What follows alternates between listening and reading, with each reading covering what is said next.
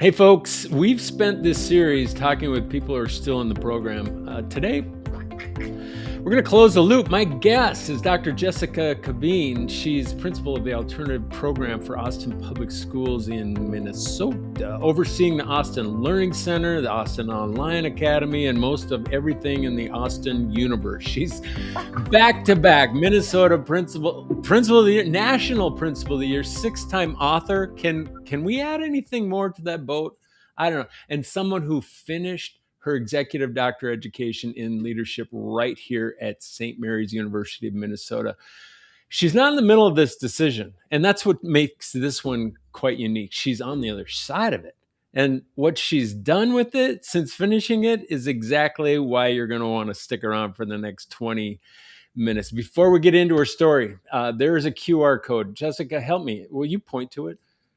There it is. Because I'm like, it's right over there. There it is. It's on your screen. If you're even just a little bit curious, okay, we want to pique your interest. There's something pretty significant about this program. Go ahead and scan it. It'll take you straight to the executive EDD page. There's no forms, no pressure, just straight up information. Dr. Cabine, hi, welcome. So glad you could be with us. Great to be here. Thank you. Before we get into this whole doctorate program and all of it, just tell me what's got you really excited right now? Well, and we kind of talked offline too. As you can see, there's a big poster back Yes. here. We're just wrapping up our summer school programming. One of the things I get to do is oversee summer programming K-12. So we're wrapping up today and tomorrow. So I was out visiting sites and got a big poster with my name on it. So I'm like, kid art, you don't get as much kid art in high school as you do back in the day. So it's kind of filling my bucket right now. And just success of seeing almost 25 students graduate this summer from our high school programming too is so exciting to see kids that maybe didn't quite make the threshold of that 4-year, but still had the perseverance to finish strong. So we're going to be celebrating almost 25 graduates tomorrow. We're waiting on 1 or 2 more. So it's been an exciting summer. You are a results-based leader and certainly a builder of an amazing program that should be scaled across all of the planet. And let's start with scope, because I don't think people realize how much you're actually running right now. You oversee the alternative program, the online academy, credit recovery, PSEO, early middle college enrollment. I'm going to miss a bunch of stuff. Work-based learning programs, probably for hundreds of students, right? Walk me through what a real week looks like for you. Absolutely. So in the summer, it's really summer programming, making sure all of our K-12 sites are up and running. But as we transition to the school year, which for us will be in another week, I am the proud principal of our Austin Online Academy, which is a free virtual high school for any student in the state of Minnesota's grades 9 through 12. So we go ahead and get kids enrolled. We get them set up for concurrent classes if they want to take college classes. We help them get those schedules rolling, support teachers in an online environment. A lot of our teachers were brick and mortar. So that transition. Wait, if I still had kiddos at home and they did not want to attend a traditional brick and mortar school right in my community, could they enroll in your Yes, online community? we Really? So accept it's not based upon attendance boundaries? Nope. And we accept full-time and part-time students. So we'll have students that we call supplemental. So they might take 3 classes at their brick and mortar high school and then take a couple with us just based upon their schedules, the flexibility, the course offerings.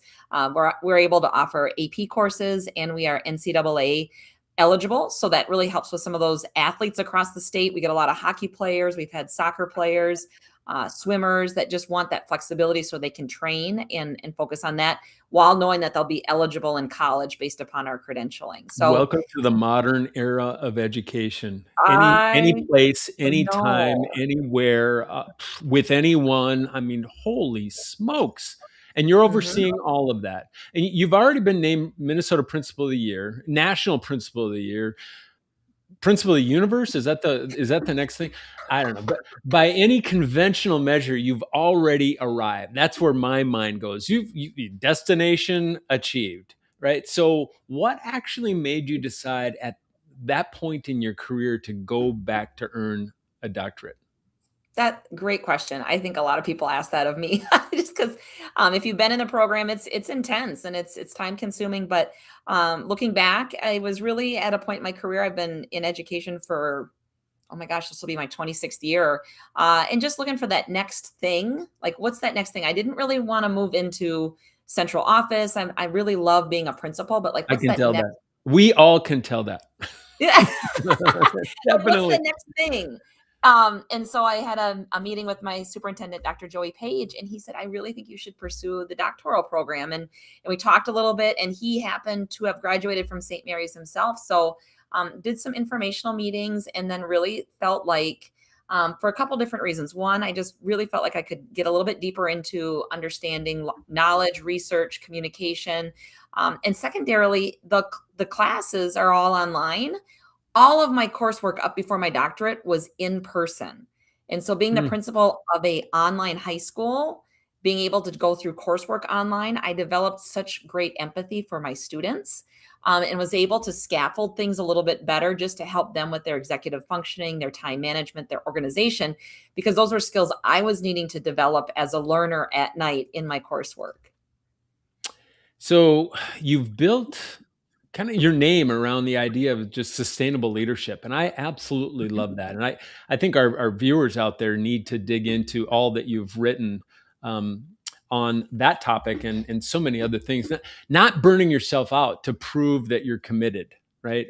Burnout is just an epidemic happening in both healthcare and education. I think they're just neck and neck. Absolutely. I'm not going to say who's winning, but it's sobering. It's just sobering to understand. So on paper, adding a doctorate on top of running all of these programs that you're not managing, you're leading. That's a whole different thing.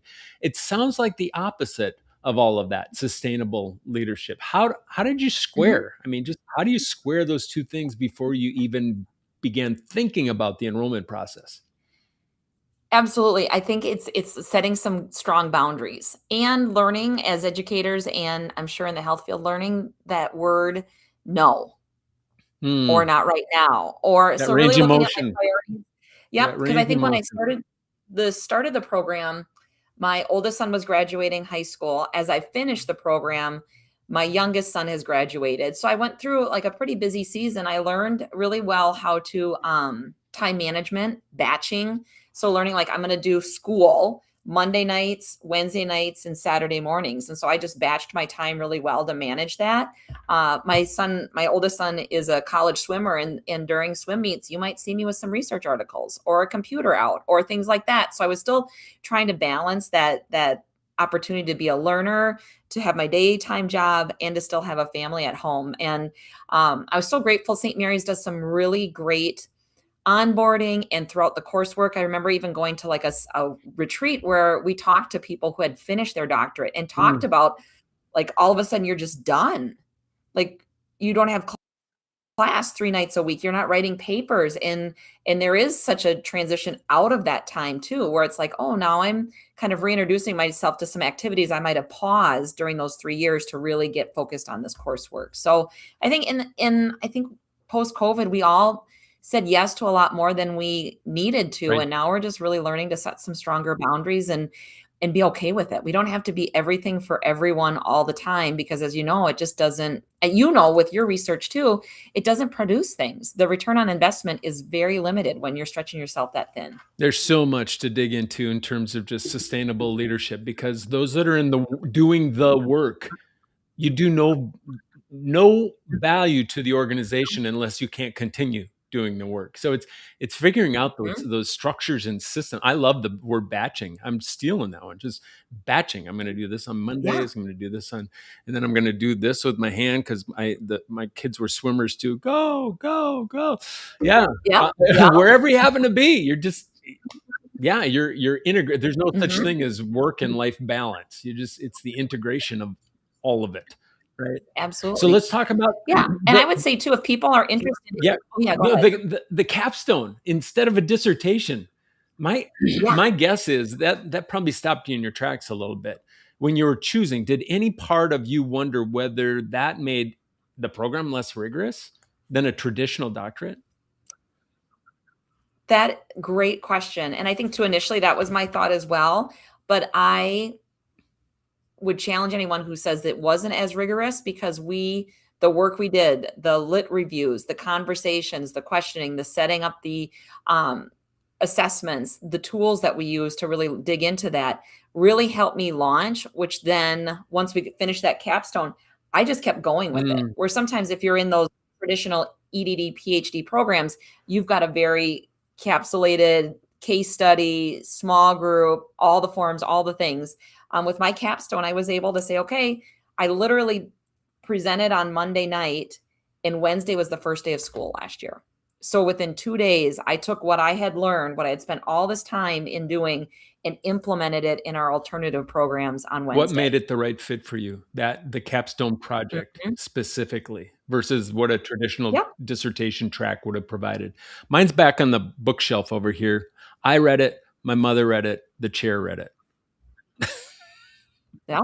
Right. Yep. And what I'm finding too is some of the outcomes, and we talked about this offline too. With so my process or my real capstone was really looking at identity, relationship, and belonging in alternative education. And we talked about this on offline too. Is that the work in helping students be seen, heard, and valued, the research behind that, the articles, the professional development we developed within our staff, the outcomes are Mm. incredible. Like this year, our senior cohort, 100% grad rate in an alternative learning Wait, you program. glitched you glitched Students there are you glitched there for a minute. oh, I thought I heard you say a 100% graduation. What? mhm, Wait, for mhm. real? In an In an alternative alternative high program? school. Mhm, We're gonna have to mhm, fact check and that, folks, but if that's real, that's legit. well, and a lot of it, like we talked to is, over half of that cohort starting their senior year was not on Yeah. track, and so it was doing a lot of building mindset, growth mindset, pulling tools from a lot of the research I did in the capstone to help staff start to see that too. So I think just the practicality and application of this program really helped me leverage our community to see some great success with our students. So for the leader listening who's generally just torn still, I think a lot that was a logical, persuasive, talking to me about the capstone project, but still kind of on that fence between the traditional doctorate and this one. And to be clear, we're not knocking the traditional path here. Mhm. It worked for me. I think it works for a lot of people out there. Plenty of great leaders have gone that route. But what would you tell them about how to think through that choice specifically? I think it's really looking at your current trajectory and what have you accomplished thus far and where's your stretch goal. And like you mentioned, I've won awards, I've written 6 books, I do speaking. I was ready for that next challenge. And the capstone is just a different way of looking at that doctoral program. And I also like to take the path less traveled. Like this is something a Mm. little bit more unique. I'm really suited for executives. I loved the cohort I was in. I still stay connected with a few of them, and they are high performers in their realms and work too. So I think that iron sharpens iron. So not only did I get things out of the curriculum and my professors, but the cohort itself, that community is going to help me long term just continue to sustain the work that I'm doing here and looking at other partnerships too outside of education. We've talked offline about your advisor. Now we're gonna Yes, we're gonna not call him out. We're gonna call him up because we've had Dr. Rustin Wolf on the show, and wow, yeah, talk about one sharp cookie. You didn't originally want him as your correct. advisor, but he ended up guiding your capstone. What Yeah. was that relationship like at the start, and what changed? Well, Strength Finder is very disciplined, strategic, like a linear thinker is who I am. And I got to hear Dr. Wolf's interview with you, and as you can tell, very different, creative flow. He She and I sent get me along like really, really well. Yeah, but ah we would need you in a crisis. yes. So when I took his course, I'm like, oh my gosh, this is driving me bonkers. This is, just so abstract and the thinking. And one of the projects was, think of 100 ideas and then think of the 10 worst and narrow it down. And that ended up being part of my capstone, which was just unblocking me and thinking about things in a different way and really challenging me. So when we got to that point of looking for advisors, I'm like, I need someone who's going to challenge my thinking, who's going to help me stretch my own development and cognitive understanding of things and just be a better human. And he really did a great job of that. It was really challenging, but I also feel like I'm walking out of this with a better sense of how to support a diverse group of learners too because of it. I think both of us know how to say "Chick sent me high" because of Dr. Wolf, right? Yes. Yes. Salute. So your capstone became something called Flex Days. Yes. Now it's running the Austin Learning Center. Walk me Yep. through that idea, because that's probably something that people are going to want to lean into. Yes. So as part of, as you're working through that doctoral program, you're going to be like really looking for that really small grain of sand that you really want to focus on. And we really wanted to look at how do we bring students back into learning, because we noticed post COVID, we weren't getting kids to come back to school, engagement and attendance. And we know attendance is so important. And so throughout the course of 2 years ago, while I was in work, I would do focus groups with students, or I'd have outside people do focus groups to figure out what students really needed.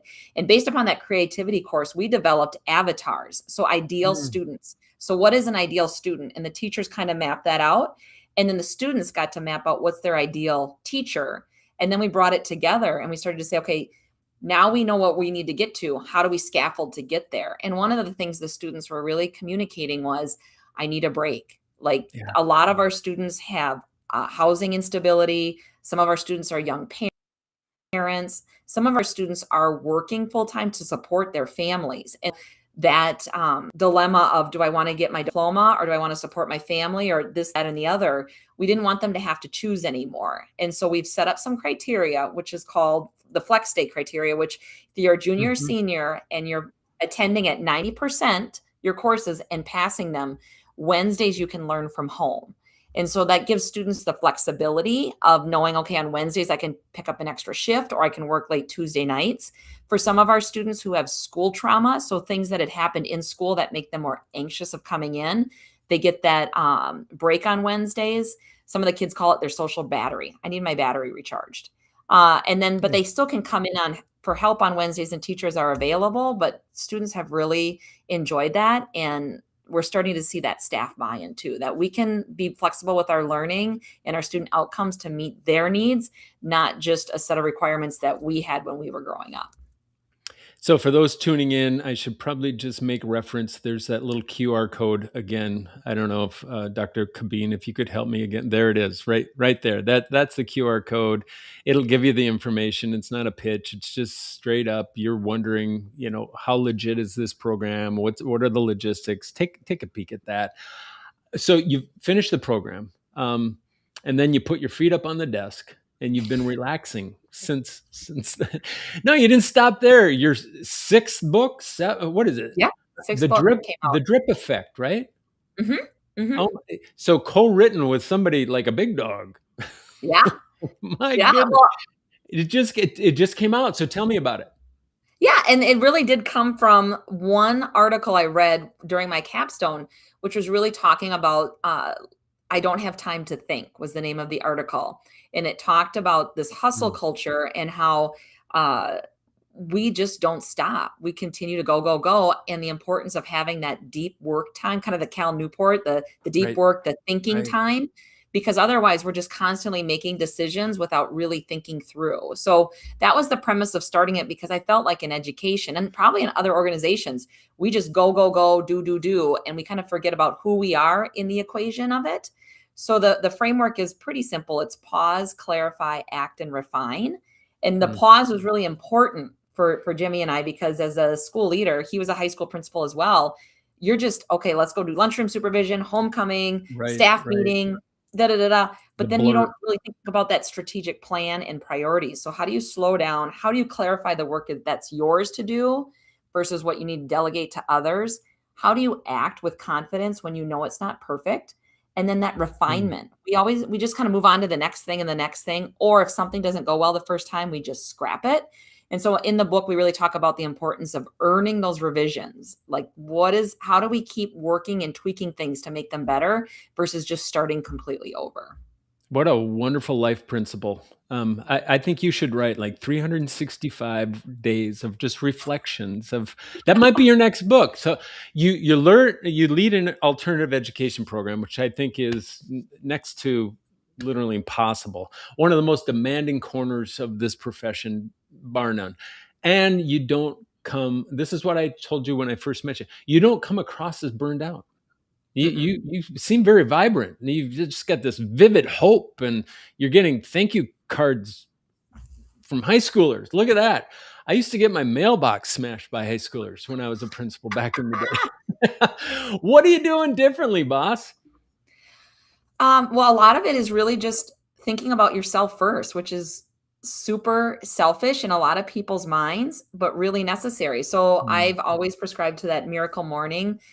So I get up for myself. So the first hour of the day is journaling, gratitude, devotional, and exercise. That's my morning, my first hour of the day. I don't turn on my email. I'm not looking at my calendar. It is just really grounding me for the day before I go. And then I've really worked hard to set some boundaries around technology. So email's not on my phone. I really try to turn it off at night because if I look at an email at 8 or 9 at night, I'm just going to spin on it till the morning Mhm, anyway. mhm. So developing those self-regulation techniques has been really helpful for me. And just really, again, learning how to say no to things that aren't necessarily going to drive our organization forward. They might be nice, they might be fun, they might, make me feel good, but in the end, then I'm going to be doing the other work late at night, and I don't want to do that anymore. So What that's a kind of what I've, disciplined I've done. what Yeah. a disciplined person. I mean, just the prudence of just the way that you step out life, and there's a lot of abundance on the other side of this disciplined life. And for Mhm. the senior leader out there, and you don't have to be coming from education, who Right. maybe assumes that the doctorate automatically means I've got to suffer for 2 years, right? I'm just in survival mode for 2 years. Is that true? Or is there a way to do this that actually kind of fits inside of a sustainable life? Mhm. Well, and I also would say from the capstone perspective, everything I did in class was relevant to me the next day at work. So, because it's so tailored to what your interest is and what your focus is, I was reading articles that I could turn around and share with staff the next day. A lot of our attendance work in our alternative program is really rippling into the district and our attendance task force too. So, it didn't feel like an extra thing. It Mm, felt like something that was really enhancing the work I was doing during the day. And like we said at the beginning too, just being cautious about not nibbling at it. Like this work is hard. So, like I said, I would batch out like 2 to 3 hours on Monday nights. That just happened to be the night where the kids were all doing activities. Saturday mornings, kind of that Daniel Pink, lark or owl. I'm a morning thinker. So Monday or Saturday mornings, I'd get up, go for my run, and then I'd come in here and work on Saturdays and do studying and give myself kind of a cutoff as 1 p.m. and then have the rest of the weekend. And I would never work on Sundays. I took Sundays completely off just to completely unplug from technology, from deep work, maybe read a book, go to a movie with my husband, walk the dogs, just really trying to make yeah, sure that I didn't forget who I was in the process of becoming love who it. I am now. Love it. That's another life principle of 6/7 probably gives you more than 7/7, right? To Mhm. actually just take a little bit of time, yeah, and just slide it aside. So, last question, because I know you got a lot of heavy lifting and some fast running to do yet today. I want you to speak directly to the senior leader watching this right now. Somebody who has, yes, I would love to pursue that doctorate and been thinking about that for years and maybe even verbalizing it, but keeps finding, I think the smarter we get, the better excuses we come up with. Just my theory. Okay. Keeps finding reasons to wait. What do you say to him? Do it. You're going to become better because of it. And it's almost like running a race or training for something. It's an accomplishment. It's something that no one can take away.